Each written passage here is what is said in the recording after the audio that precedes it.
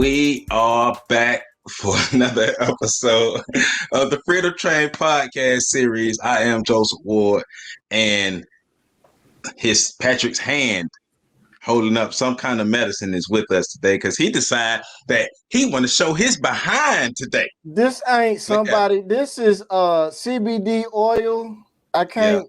He everything is opposite. So he's this is our sponsor for the day. He on that it's blurry. stuff. It's blurry because they ain't really our sponsor. He on Pat. You telling the world you on that stuff? Man, I already showed y'all my pill collection. I got an extensive pill collection. Man, let me do my intro right over here. I'm sorry. Go ahead. Do your intro. This is the Freedom Train podcast series. Y'all already know what it is. We don't never come out right because we don't have to. So I'm Joseph Ward, of course. He's Patrick Urban. You know it. We like that. We thank y'all for tuning in. It's 2015. I look back. I think it was September of 2015 when we dropped our first show. So it's been like... No, it wasn't. What was it? It was October 2014 because remember we started on... oh, yeah, that's right. We got some shows we ain't even post. That's right. Yeah. So October 2014 is when we started. And we still here. It's April of 2021 and we still here rocking with the Freedom Train podcast series and holding true to our mission. And today's podcast is... another testament of us holding true to our mission. But before we get to that, of course, we got to do some housekeeping. And the Freedom Train podcast is brought to you by PAX Inc. And that's PACTS-INC.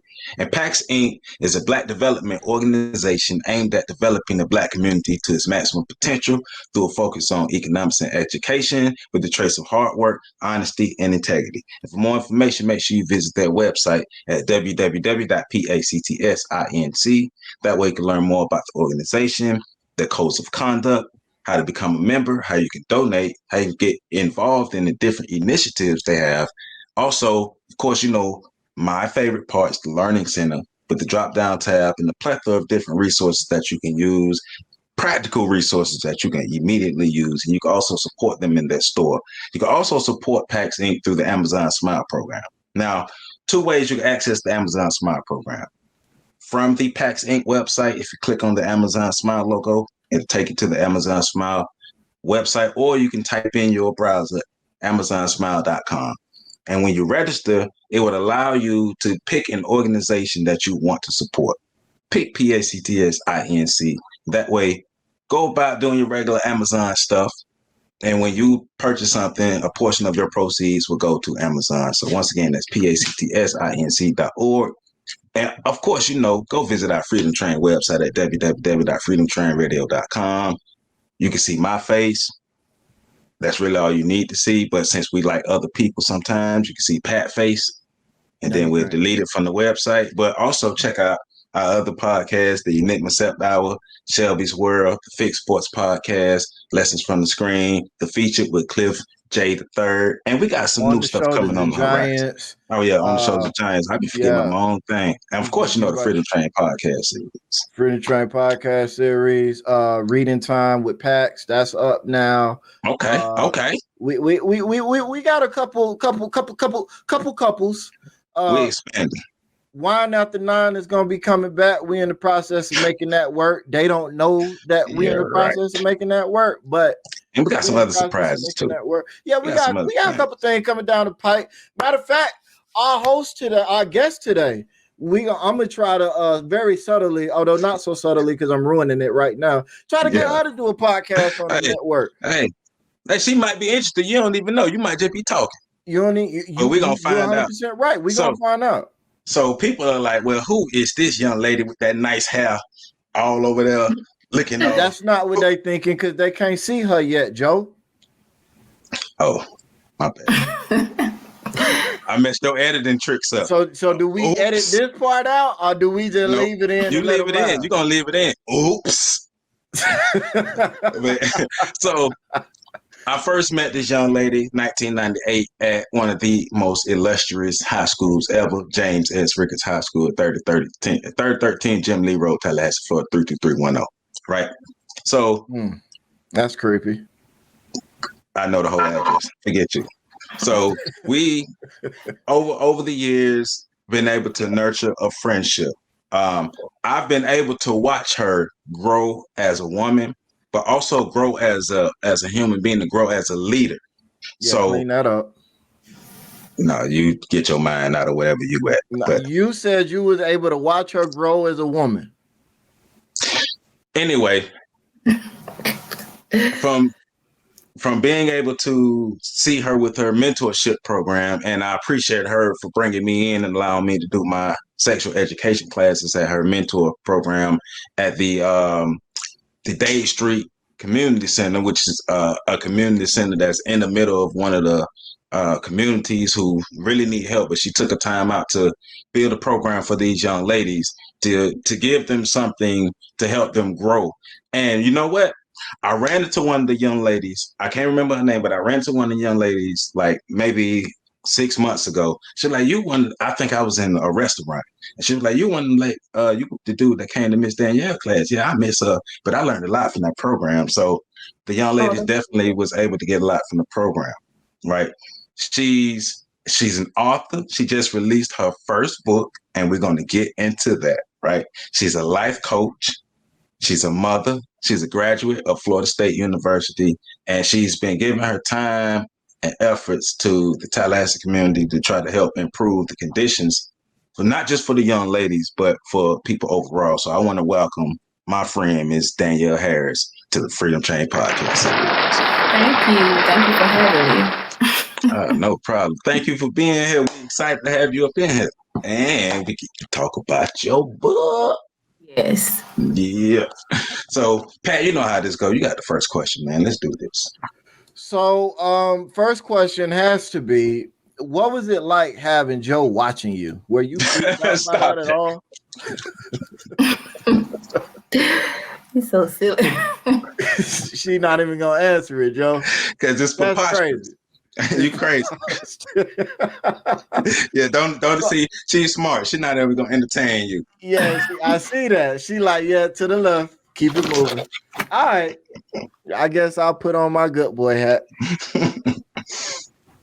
Oh yeah. And he's gonna literally put it on. Okay. That's my good boy hat. So, can you tell? I remember when I think we met at Ricketts a little bit, but the first time I had real interactions with you was with the Department of Health. Yep. You worked for the state.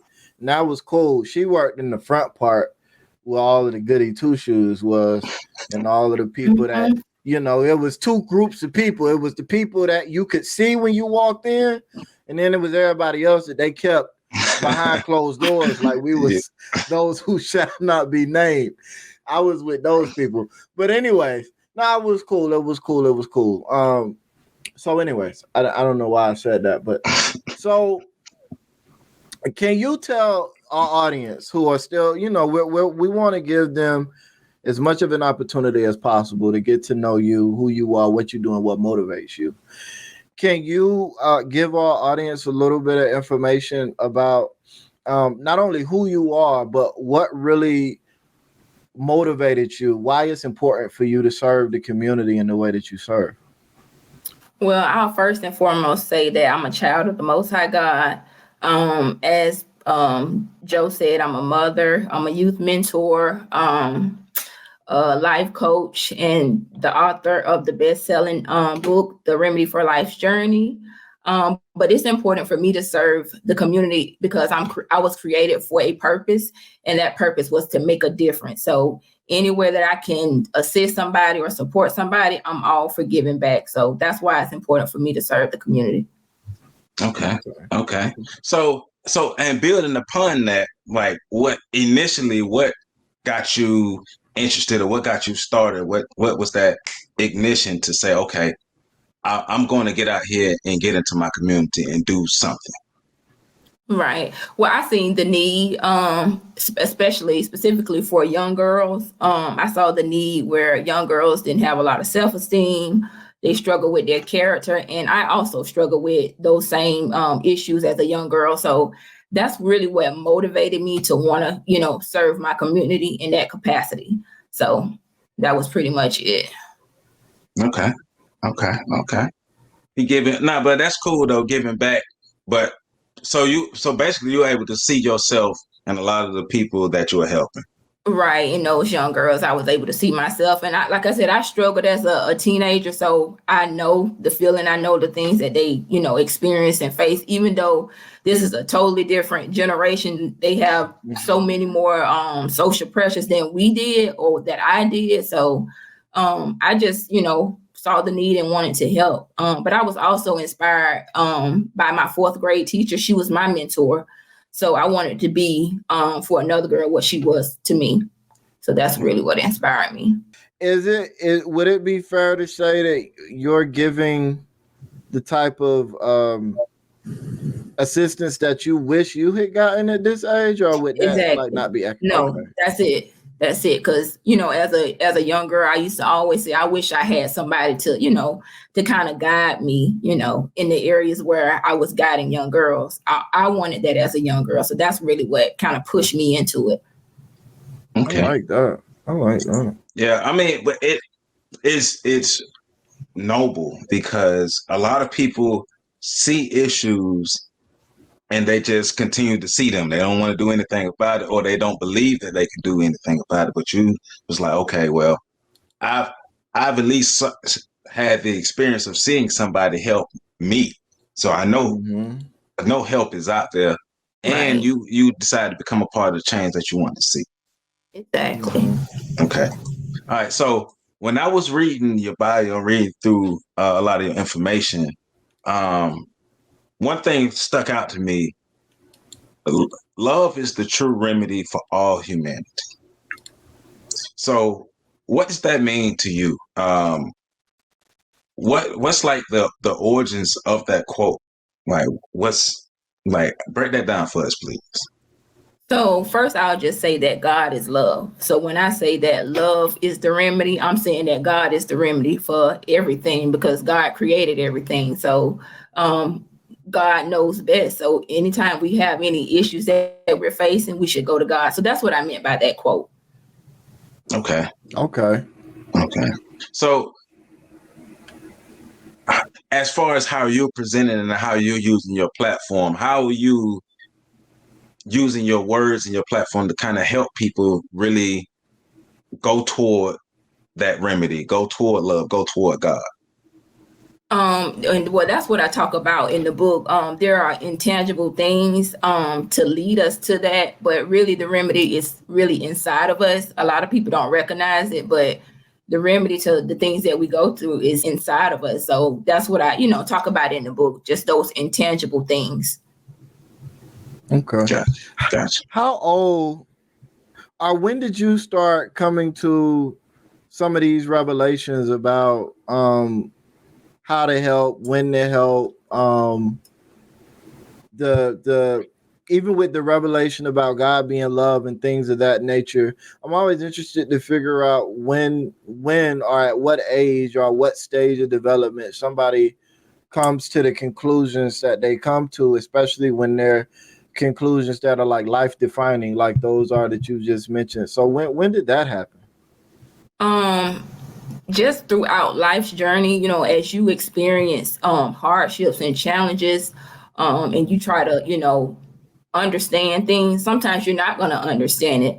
And, it just comes to the point where you have to realize that God is the answer to, to all of the problems that we face. So that's, I'm not going to say it's like a defining moment, but I've always knew that there was a God.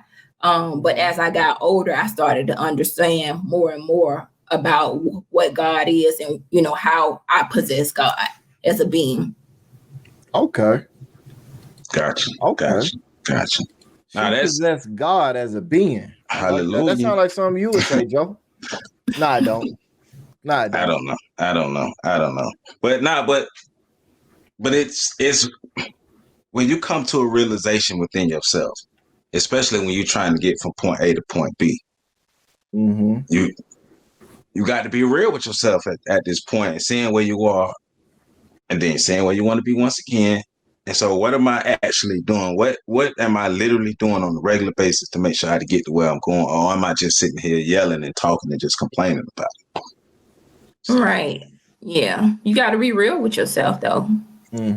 So how was you able to really be real with yourself? Like what was the thing to say, all right, Danielle, because you acknowledge, okay, you realize you have God within you, but what was the thing that you had to be real with yourself? I know it's within me, but I'm going to utilize the God within me. Right. Trying to do it on my own. That's what really kind of that defining moment that got me to that point, trying to do it on my own and it not working. And when I say doing it on my own, just trying to understand it from my intellect versus, God, God is wisdom, so he knows all. So, sometimes it's best to not try to understand things. Sometimes you just have to accept life and situation as they come, because you can drive yourself crazy trying to, figure everything out. So I would say that that's kind of what drives me to that point. Just, just trusting God, really. Right. Oh, we know about trying to do stuff on your own. Right. It ain't fun. It ain't fun. Ain't that right, Pat? Remember that time you tried to podcast by yourself and then you realized that you needed me? I do a podcast by myself. What's the name of it? Never mind. Not right now. Okay, next question. Well, where you took that was a lot better than where I was going to take it. So, all right. So I want to ask this question, but I want to make sure I ask it in a different manner, because you told us what inspired you to work with people in the capacity of being a mentor. So, but from the actual technical aspect of setting up the program, finding a space, being able to recruit young ladies, like what was that process like from the moment being a mentor and having a program? Was it idea to making it a realization? Like, can you take us through the steps on how to make that happen? Right. So I pretty much came up with a plan, like my objective for the program. And my objective for the program was to pretty much just boost their self-esteem, work on their character, and, kind of push them into having leadership skills. But once I came up with the plan and the objectives, I reached out to the local recreational managers in Tallahassee, and I asked them, could I, use their facility? And they said I could. They were, all for the mission of the program, and I just got started. But as far as recruiting the girls, when I initially started in 2013, it was during the summertime, so I was able to get a lot of the girls that were going to the summer camp at the particular recreational center that I was going to. But the last few years, I got a lot of my girls from the Urban League. They used to work with young girls, so I kind of partnered with them, and they kind of got me the girls that I had in 2017. Okay. And so you started in 2013? Yeah, I initially started in 2013, and I started at Jack McLean. Okay. And so Jack and for those who don't know, in Tallahassee, the Jack McLean Recreational Center is on the opposite side of town as the Dade Street Recreational Center. And that's when she was at Dade Street, that's when I was able to go over and do classes with her. So how did it transition from one side being at Jack McLean to Dade Street? The recreational managers changed. So when I tried to come back the following year, they didn't want to let me do the program there. They was kind of skeptical about it. So I went to different locations, and a lot of the other locations, they were like, no, we don't need that right now. But that's how I ended up at Dade Street. So persistent. Yeah. Okay. Because a lot of people would have just said, all right, I guess I'm not doing it no more. Right. But that's messed up. They told you couldn't come back. Yeah, because I guess the recreational manager, they changed. So I guess that person, she was just coming in. I guess she felt like she didn't know me well enough. And I guess they didn't talk to the previous manager. I'm not sure. But yeah, they were like, no. I guess they just didn't know what I was about. I guess they didn't want, me to be sharing anything that would kind of, put them in a bad situation with the girls. But I understand it to a certain extent. But it is I don't what it is. understand it at all, but yeah, like it is what it is. Right, it is what it is. That's what I mean. Why I understand it. Can't change it. Yeah, that's crazy, but yeah. We could change you, wreck lady, though. Next time this happen, you gonna have to see about me. How about that? Catch me outside. How about that? Bars on them. All right, I'm done. And I will say that when I did get to Dade Street, if I'm not mistaken, I think the man that was originally at Jack McLean, he moved to Dade Street. So Okay. mm-hmm. Cool. Nah, because it's just, when you said it, I'm like, hold up, because I didn't know you were at Jack McLean originally. Yeah, initially, yeah, that's where I originally started out at. Okay. Now, and another thing that's kind of sad though is I've seen a lot of mentorship programs phase out because of what you went through with that. The people at who manage the facilities, they're either change and the person coming in don't want to do it, or they may have external pressure. Or they just like, I don't feel like dealing with this no more. Dealing with it, yeah. And it's almost like, yeah, forget these kids. But then on the other end, be like, well, the kids are our future, but forget these kids when it comes to real work. Right. Well, you know what I think it is? I think it's that people want to help the kids, but they want to help the kids like the way they want to do it. And if they didn't have a hand in bringing something in, they don't necessarily want it to be there, because it's about them more so than it's about the kids. But that's neither here nor there. I'm a cynic and I don't like people very much. So I'm always finding new ways to think about how evil and sinister people are. And that might be what just happened. Y'all pray for me. Hey, it's all good. All good. These aspirin still smell like vinegar, and I'm going to smell them again. He got issues. But our viewers know it by now, so they know. He's special. So mentoring to now life coaching. Now that's something I learned new about you. I didn't know he was a life coach. So I know I had my life coach certification. I forgot what year. Pat, did you have yours? Did I have mine when? Like, I'm just saying, did you have a life coach certification?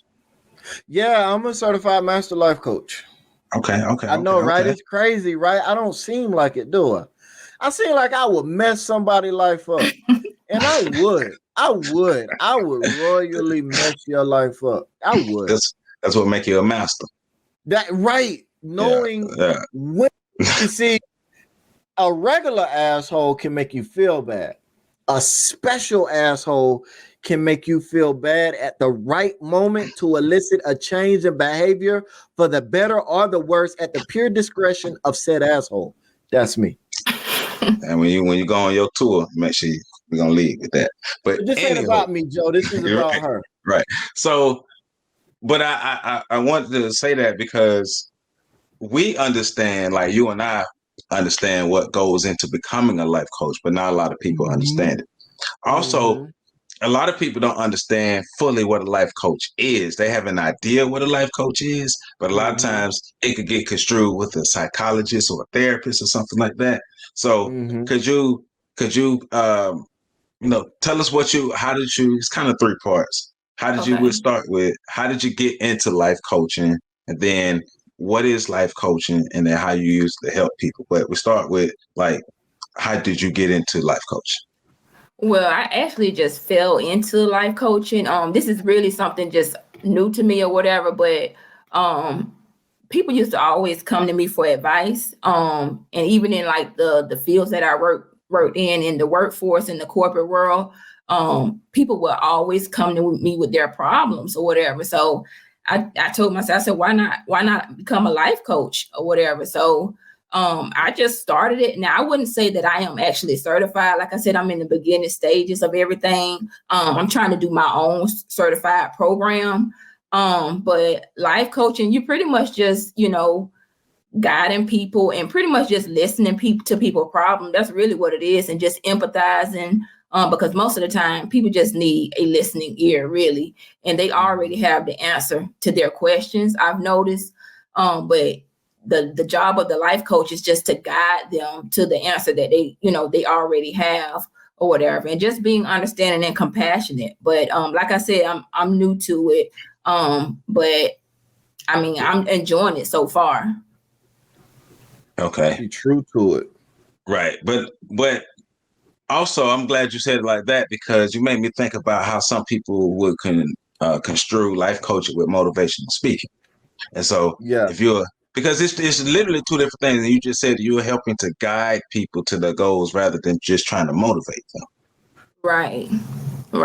And it's actually a combination of both, but like I said, it's mostly you're just listening to their problems and you're trying to guide them. I don't claim to be a licensed professional counselor, but I did take classes leading up to that point. I didn't finish the degree, but I do know, the skills and the technique that I've learned while I was in the program. But I do have the gift of counsel. So, I use that into my life coaching program that I have. So.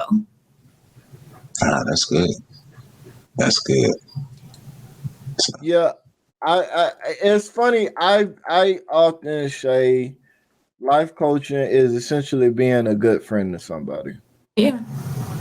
Essentially. There's a couple other things, but if you know how to be a good friend, you can be a good life coach. And if you got good friends, you don't need a life coach. But it's amazing how many people don't have good friends.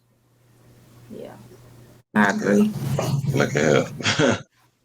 I'm trying to tell you, man. Yeah, but it's important though for people to really understand the difference and really be wise when they're choosing life coaches, or even be wise when going into the field of life coaching, because like you're saying, you're helping people through their problems.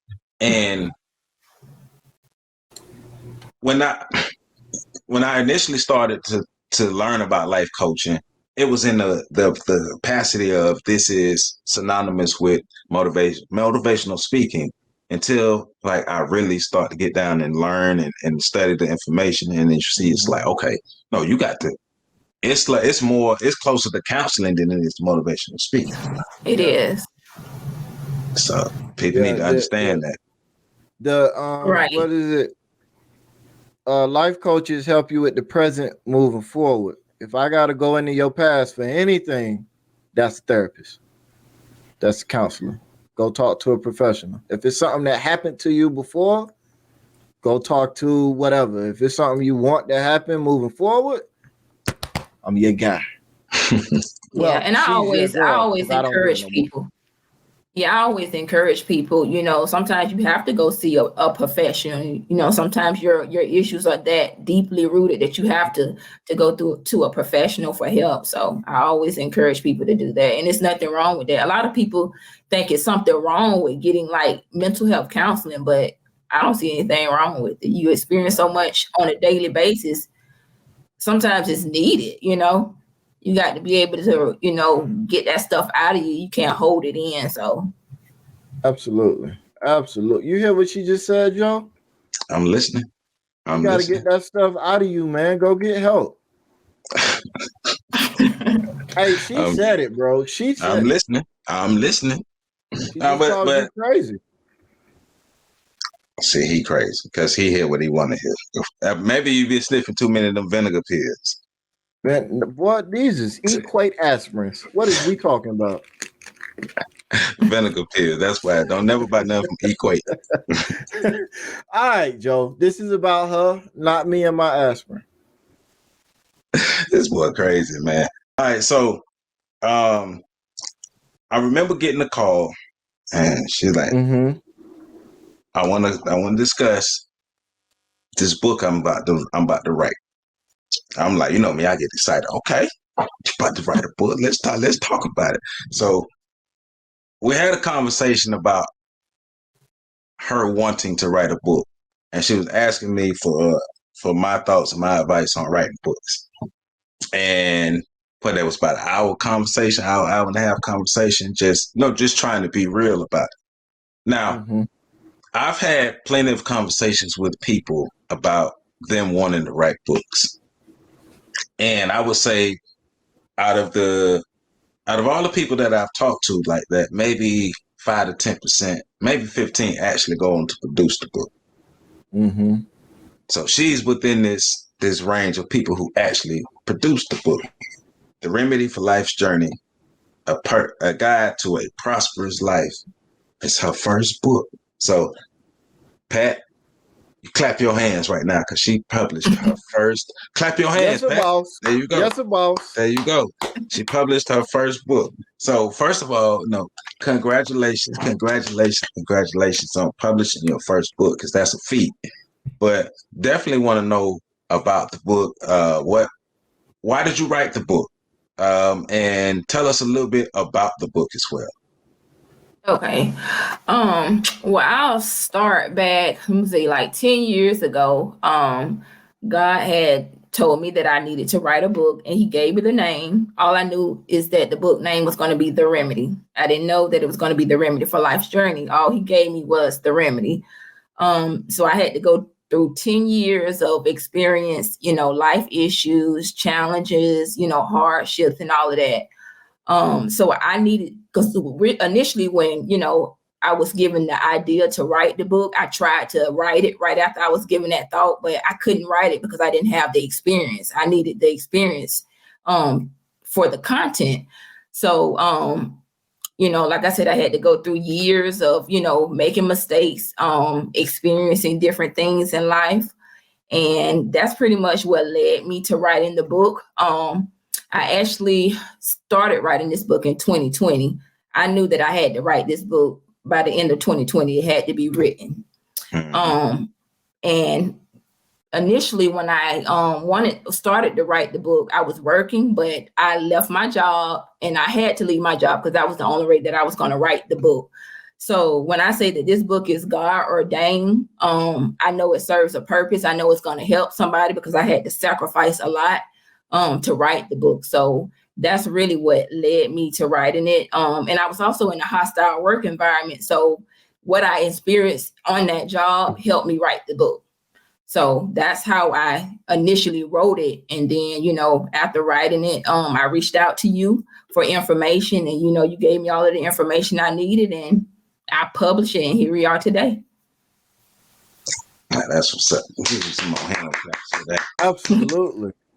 Right. That's cool because I connect with that on a couple levels because I had to leave the job I had with the state. This was after I left. I left Department of Health to go to Department of Revenue, and I had to leave that job to start a business. And so when you say I had to leave a job to write to do what you wanted to do, like that resonates, and that's a tremendous sacrifice because you really are stepping out there. Like you don't. So definitely snap clap for that. Definitely. Snap clap, Joe, not regular clap. Snap clap. My bad. So, yeah. Snap clap for that. That's huge. But now I'm gonna get a little bit petty. What job was a hostile work environment? Is it the job I'm not gonna say the name, but it was horrible. I can say that while I was going through what I was going through on the job, it was one of the worst experiences, one of the worst jobs of my life. But looking at it in hindsight, I needed that. I needed that experience because it pushed me into my purpose. So, all things work for the good. So, I counted all joy, even though I went through a lot of stuff, a lot of injustices, a lot of mistreatment. So I counted all joy. So. That job, if it was the job that I have a horrible experience of, then even more power to you. And if you went somewhere, you experienced something that was worse than that, I'm so sorry. Right. Yeah. Right. I'm so sorry. Hey, look, I work for the state too. I ran away. Yeah, it was one of them things where, yeah, I tried to get out of there, like finding another job, but I couldn't find another job, so I had to. It was like I was forced, to leave or whatever. So, but that's also one of those situations where it's not for you to find another job; it's for you to go toward what you're supposed to be doing. Right. That's right. Exactly. I mean, I left the whole state. I'm in North Carolina now. I ain't even in Florida no more. I was like, yo, I'm out. I almost left the whole Southeast. So. Like I said, I definitely, when you said that, I was like, oh yeah, I feel that. I feel that in my soul. So Yeah. I'm and I've gone through the book. Part 1, the foundation, solid as a rock. Help us and you don't got to give away all the book, Okay. but help us understand what's important about the part 1 being the foundation, and with the tag of it, solid as a rock. Right. So part 1, it pretty much makes you examine yourself so you can see where you are. And it helps you to identify, where you are and the issues that you may have. So I also talk about like those intangible things that you have to have. Some of the things that I talk about is having peace and joy and that type of stuff, because those things are needed regardless of if people feel that way or not, because you can have all the money in the world and you can still be unhappy. So it's those intangible things that, I talked about in the part 1, in section 1 of that book. Okay. Now so just a little further, and not necessarily within the book, but just overall the thought process of what you're saying. From your experience in counseling and things, you think a self-examination should be the foundation of somebody trying to heal themselves and move forward? You got to confront your issues. You have to, you're not going to ever conquer anything if you don't face it. You got to face it. Even if it's you. Even if it's you, you got to look at yourself and, tell the truth about yourself. A lot of times we want to point the finger at other people, but, right. We got to see where we played a part in our dysfunction, so to speak, sometimes. You see how she cut you off there, Joe, and corrected you? I heard you right when you was talking about, you hear that, Pat? She was like, sometimes we like to point the finger at other people. I like that. See, she on her stuff, man. Hey. So how would somebody like Joe? Because the timing was great. How would somebody like Joe go about addressing his own issues of wanting to point out the flaws in other people? What steps would you advise him to get over this problem he has of thinking less of himself because other people around him are accomplishing so much that he's not accomplishing? Well, first of all, you have to believe in yourself. You can't. A lot of times we try to compare ourselves amongst ourselves. We can't compare ourselves to other people because your walk is not my walk. You know what I'm saying? What I got on my plate, you can't handle what I got on my plate, and vice versa. So it's never good to, look at somebody else and, want to compare your life again, towards theirs or whatever. So that's the first thing. Don't compare yourself to people and be true to yourself, Yeah. But because you've figured some things out on the way to be true to yourself.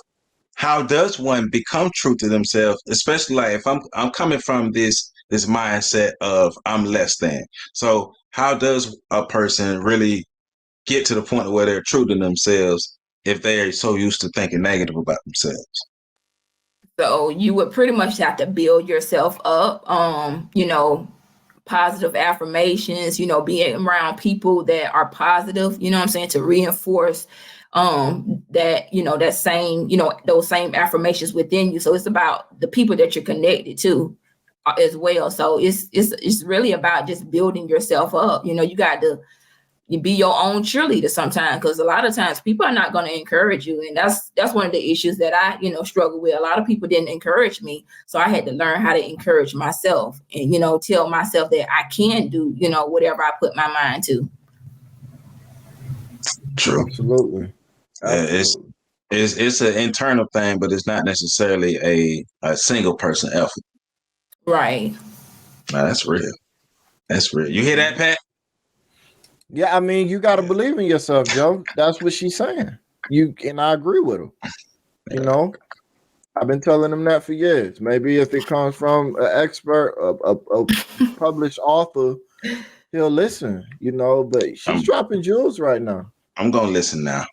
I'm going to listen right now. Right. Now. So, okay. moving forward with your book. Well, before I ask this particular question, how has your book been received and reviewed by those who've had the chance to read it?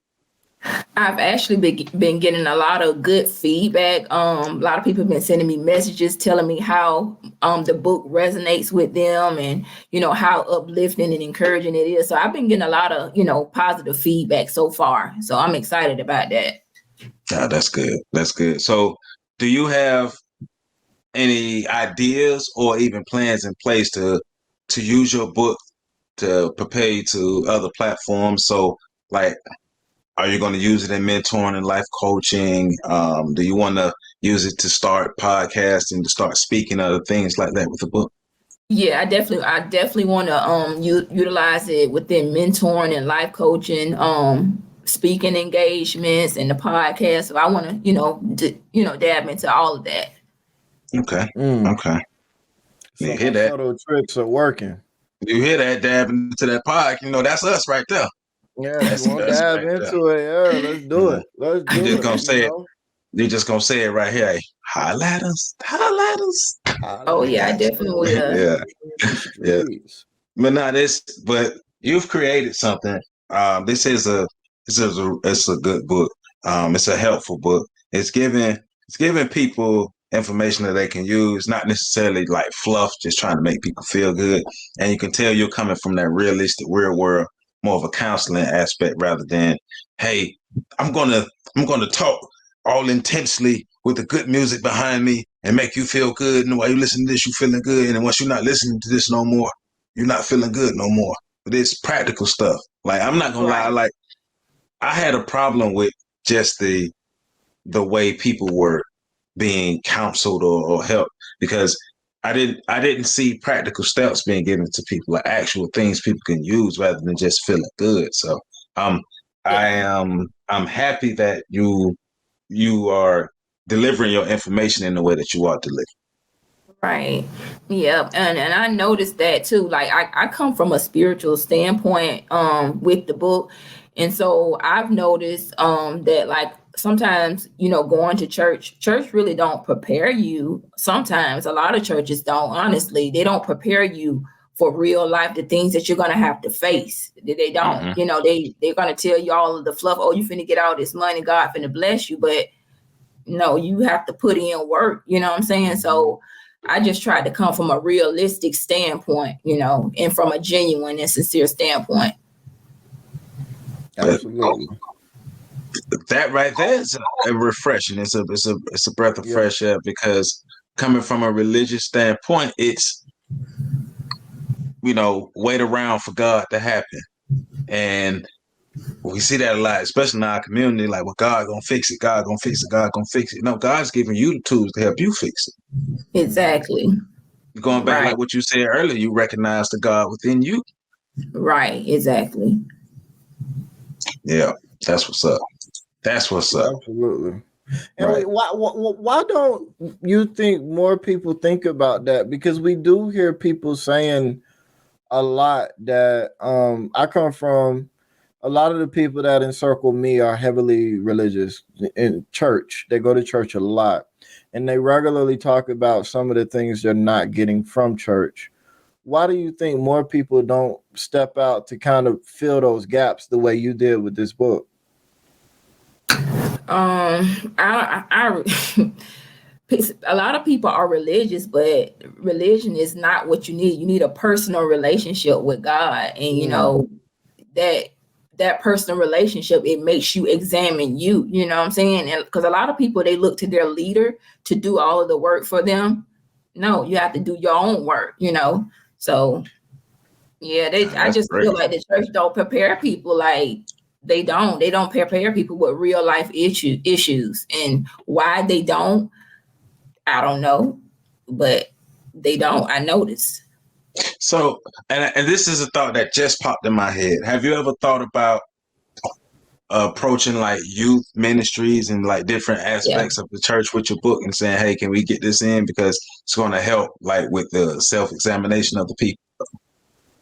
Yes, I actually did think about that. So yeah. Okay, coming to a church near you. That's right. And just quick, cause we're gonna let you do it, but it's on Amazon.com right now. Go get your copy. It's on Amazon.com right now. Go get your copy. This is how you spell her name correctly. So yeah. Nah, that's I what's had it up. spelled wrong. Thank you for that. I know you did because you're not cool like me. You're not cool. I'm not cool. You know, you're. I won't even argue with you on that. I ain't never been cool ever.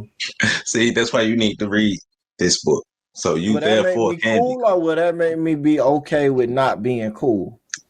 It'll make you cool because you're okay with not being somebody else's standard for cool. Uh-huh. Just roll with it. Just roll with it. Okay. Yeah. All right. Okay. So I'm from Tallahassee. I've published a book. Pat's from Tallahassee. He's published a book. You're from Tallahassee. You published a book. I thought she was from Havana. Oh, my bad.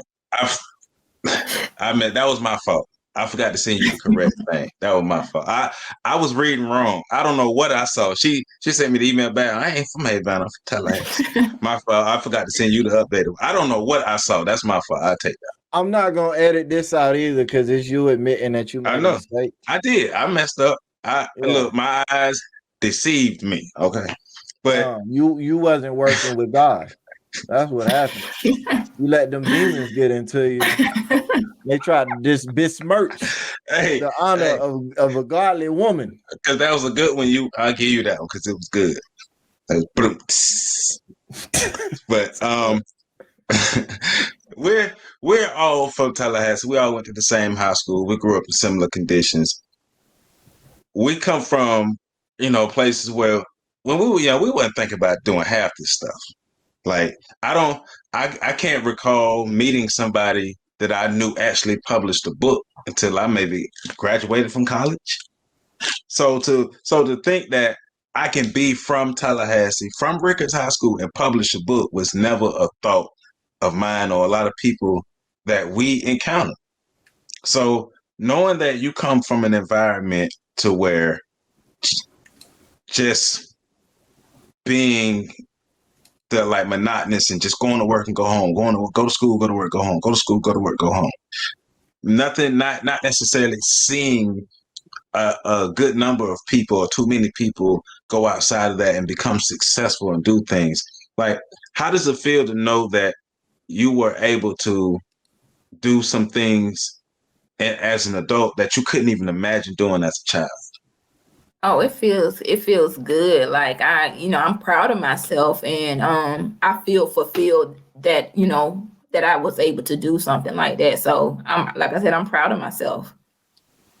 That's what's up. Like, because I know you had to celebrate, like, especially when you knew this book was coming and when you finally got it in your hands, you had to do a little celebration. Yep, I did. So when you do the podcast, are you going to be going through, if you were to do a podcast, quote unquote, wink, wink, wink with both eyes, what would your podcast be on? Would this book and your journey be a part of that podcast? Yeah, pretty much that book. Yeah, that would pretty much be what my podcast would be about, helping people, as they go through life's journey. Okay. That's a good foundation. That's what's up. Now, I mean, once again, it's reaching a milestone in your own life, achieving a goal, breaking barriers, being pioneering. Because, like I say, we didn't know people was writing books. Growing up, we ain't think about writing books. Wait. You got to restructure that. We knew people were writing books. We didn't know the people writing. That's what I said. You said we didn't know people was writing books. That makes it sound like we didn't know that there were books. We didn't. But okay, I said the country, but you understood. We did not know. We didn't personally know anybody who was writing, but I said we know. See, you making it sound like so Danielle, right? Neutral observer, right? There you go. When somebody say we know people was writing books, don't that make it sound like you did not know that books were a thing? Like, I understood what he was trying to say. See. She's being nice. Whatever projects you was from, y'all need to go back. You need to learn your lingo. Well, we already said that I'm not from the same project as you because we had when we talked about MLMs. That's true. You still got to be in your MLMs. We're not gonna get on that right now, but we'll come back to that. Hold on, Danielle. How you say there you MLM? Go. Say it again. How you say MLMs? Ambulance. See? Oh yeah, she all the way. Did I say it right? All the way with it. You said it right. You said it too right. You said way too right. Now, we was playing around on the podcast last week, and we was going back and forth, like which the better hood way to say it, amber lamps or amber lamps. Yeah, so. And I thought we say amber lamps, but he say amber lamps, so it still got a B in it. So that means he was more city boy than country folk. But she said ambulance. Right. She said it right. Yeah, so, she went to college. She's like, I ain't going down this rabbit hole with y'all. Fool. She went somewhat. No, you already in. The train is on the trip. All right. So, if you had a chance to talk to your younger self or any young person who is going through certain things in their life, but wants to change their life. They want to become something. They might not have an idea what they want to become, but they know they want to become something. They just want to get started on their journey, progressing towards whatever. What advice would you give that person, that child, to help them build the courage to get started pursuing their goal? I'll first say, I would tell them to first and foremost believe in themselves. And to silence and ignore the naysayers, because you're going to always have some people that's not going to believe in you and your vision. So, just to silence the naysayers. And then once you do that, do the research, find out what it is that you like. And then once you find out what you like, get connected with people that are doing some of the things that you want to do and count the cost, to see if this is really something that you want to do, and then just go for it. Mm-hmm. Yeah, I hear them Jews hitting the ground. That was a lot. Like in the words of Bruno Mars, that's what I like. But that's real, because it's if you don't study your craft, you don't plan it out, you're gonna be out here wishing. So yeah, and you know what a wish is, right? Tell us what a wish is. I'm not, because I haven't been disruptive enough. Yes, you have. You get a referral. Hey, Joe, you're not supposed to co-sign that, bro. You get a referral. Forget you. You know I'm trying to be in character, and you making me feel bad for being in character. Yes. All right. So now, but that's Danielle look like she over it anyway. That's good information though to give to somebody. Practical information, like I say, it's not fluff. You got to take this, like, if you want to do something, you really have to be real and put in the work and really plan it out and really study your craft if you want to be somebody. Mm-hmm. So, all right. So we're down to our final question. And this is Patrick's question. This is Joseph's question. This is a question we ask pretty much everybody. They get this question. And Pat, it make him feel good to ask this question. This is how he feels so bad. This is how he feels like he's really helpful. So ask the question, Patrick. After I used to get a drum roll. That's a raggedy drum. That's a Ricketts drum. Shots fired. You better. When you in the band? Never mind. No, I wasn't in no band. I was in ROTC. Get it right. It's a different kind of nerd. All right.